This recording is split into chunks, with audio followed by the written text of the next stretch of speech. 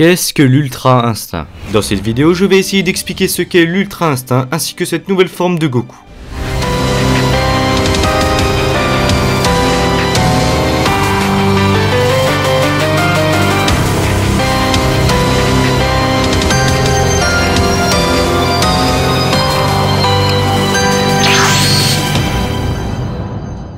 Pour commencer, revenons à l'une des bases de Dragon Ball Super, c'est-à-dire le film Fukkatsu no F. C'est dans ce film que l'on va découvrir pour la première fois le Super Saiyajin God Super Saiyajin, qui est la transformation en Super Saiyajin du Super Saiyajin God. Pour atteindre le Super Saiyajin God, il faut obligatoirement avoir le cœur pur, donc pour atteindre le Super Saiyajin God Super Saiyajin, il faut aussi avoir le cœur pur. Parce que même si ce n'est pas montré dans l'anime, il n'y a aucune raison pour que Vegeta n'ait pas atteint le Super Saiyajin God, alors que même dans le manga, il l'a atteint. Lors de ce même film, il y a eu une autre forme pour Goku et Vegeta, le Saiyan surpassant les dieux, qui consiste à absorber pour un Saiyajin le ki divin du Super Saiyajin God. Cette forme permet à son utilisateur de sentir le ki divin, mais n'a pas de ki divin. Elle lui permet d'utiliser le pouvoir du Super Saiyajin God en forme normale. Maintenant que j'ai présenté ça, je vais parler de l'Ultra Instinct et je reviendrai dessus plus tard dans la vidéo.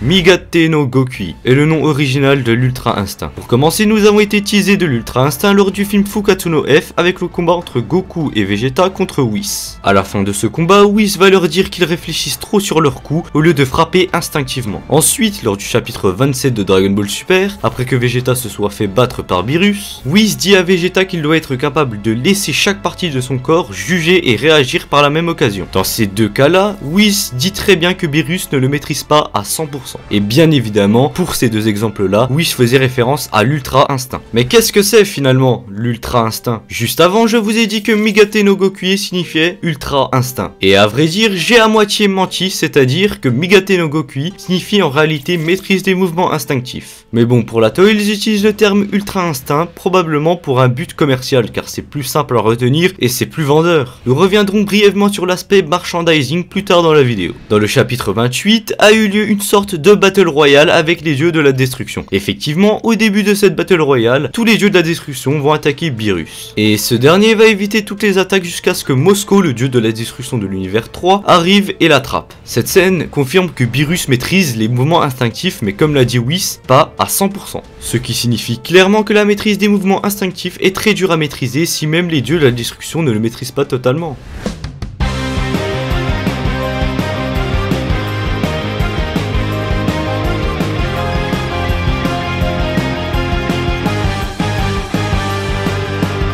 Lors du TV spécial, Goku va être complètement dominé par Jiren jusqu'à même pousser Goku dans ses derniers retranchements en l'obligeant à utiliser le Genkidama sur Jiren. Malheureusement, Jiren va réussir à repousser le Genkidama sur Goku qui, même après s'être transformé en Super Saiyajin Blue, ne va pas réussir à lui faire encaisser. Ce choc va faire exploser le Genkidama qui va venir entrer dans Goku, ce qui va le transformer en une nouvelle forme. Lors de cet arc, nous avons pu voir que la Toei faisait beaucoup référence au film d'animation Dragon Ball Z, dont l'exemple le plus flagrant est Kale qui est la plus grosse référence à l'antagoniste du film 8, c'est-à-dire Broly. Et bien là, j'ai trouvé potentiellement une nouvelle référence. Lors du film 7, l'offensive des cyborgs, à la fin, Goku va créer un Genkidama qu'il va absorber en Super Saiyajin. Détail qui m'a directement fait penser à la scène où Goku absorbe le Genkidama en Super Saiyajin Blue. Donc peut-être que c'est un clin d'œil ou non, on ne peut pas savoir. Mais revenons à l'épisode 110. Lorsque Goku apparaît sous sa nouvelle forme, il va réussir à rattraper l'écart de puissance entre lui et Jiren. Et lors de ces scènes, deux personnages nous sont montrés comme perplexes. Whis et le Daishinkan.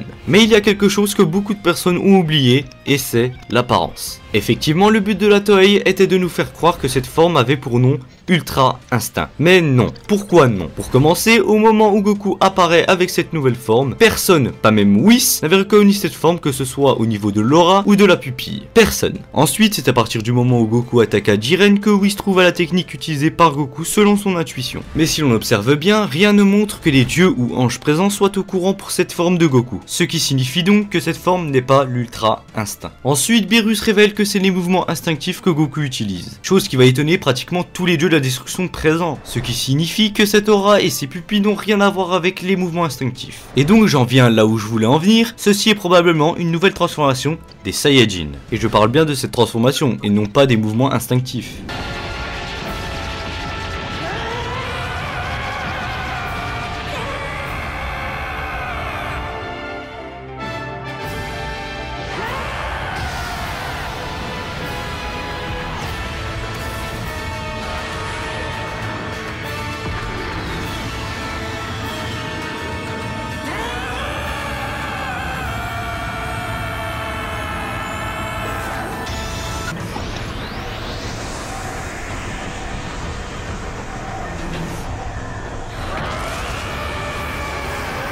Alors ce bruit là est présent pour toutes les transformations où les Saiyajin crient avec pour la première fois.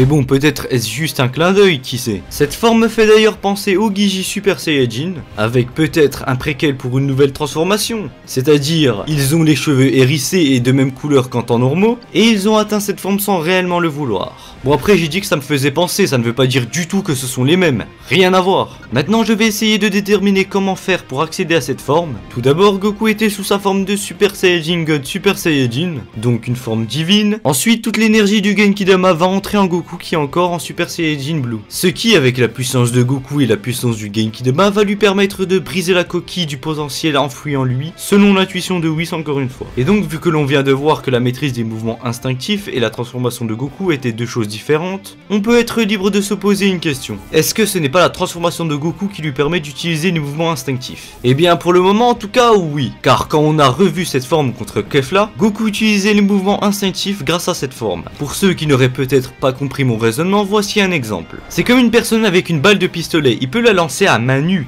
mais elle ne fera aucun dommage, alors que si cette personne a un pistolet avec, il fera des dommages. Et bien dans ce cas, si les mouvements instinctifs seraient la balle, et le pistolet serait cette transformation. S'il utilise cette forme, alors il pourra utiliser les mouvements instinctifs. Alors peut-être faut-il avoir un ki divin. J'en reviens à ce que je disais tout à l'heure. Vu que Goku était en Super Saiyajin Blue quand il a absorbé l'énergie du Genki-Dama, peut-être est-ce que cette forme est l'évolution du Super Saiyajin God Super Saiyajin. Vu que le Genki-Dama était le déclencheur pour utiliser les mouvements instinctifs, alors peut-être que le Genki-Dama a aussi été le déclencheur pour que Goku passe à l'étape supérieure du Super Saiyajin God Super Saiyajin. D'ailleurs j'en reviens à ce que je disais au début de la vidéo, parce que cette forme fait quand même penser aux Saiyans surpassant les dieux. Peut-être utiliseront-ils les mouvements instinctifs grâce aux Saiyans surpassant les dieux, qui sait. Et pour finir, voilà pourquoi je pense que c'est une transformation et non la maîtrise des mouvements instinctifs. C'est à cause de ce que dit Whis dans l'épisode 110.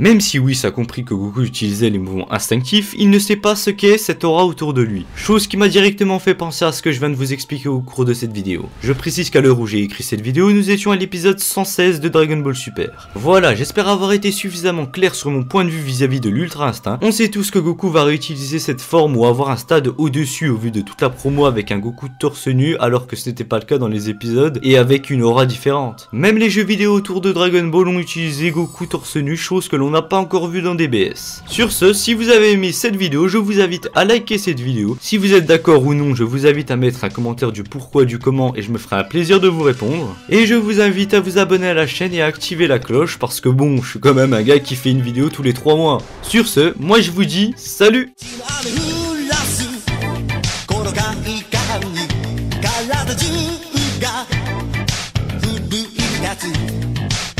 やめられないぜ殺人勇気